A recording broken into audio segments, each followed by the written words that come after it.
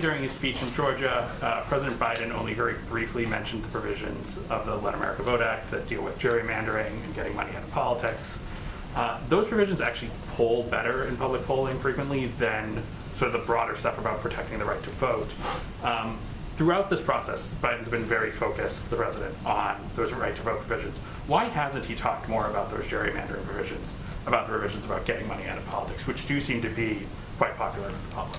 I would say first what the president's objective was going into the speech yesterday was to make very clear to the American public what was at stake and exactly what it means when we say your vote is being suppressed across the country. Because sometimes this is what's on his mind, I should say, we shorthand and we talk about legislation or the status or the meeting with this person or that person, and the American people's, their eyes glaze over because that doesn't mean anything to them. So the objective in the speech yesterday for him was to really spend the majority of time talking about what the impact was, why this was such a dire issue, and what was at stake, and why it was important to potentially make changes to Senate rules in order to get this legislation passed. So I wouldn't overread into how many words he spent on different pieces of legislation. He cares deeply about both of these pieces of legislation. He wants to sign them into law.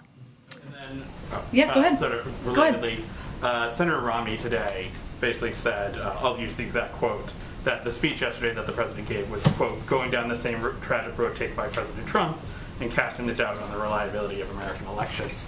Does the White House have a response to that?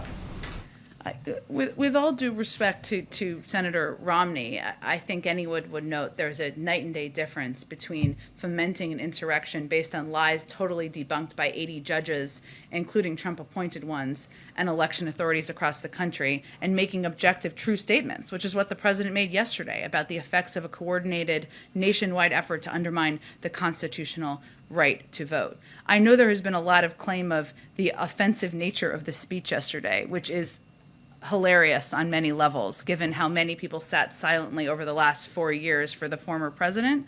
But I would note that in our view, and the president's view, what is far more offensive is the effort to suppress people's basic right to exercise who they want to support and who they want to elect. That's not a partisan thing, and that was why he gave such a strong speech yesterday. Go ahead.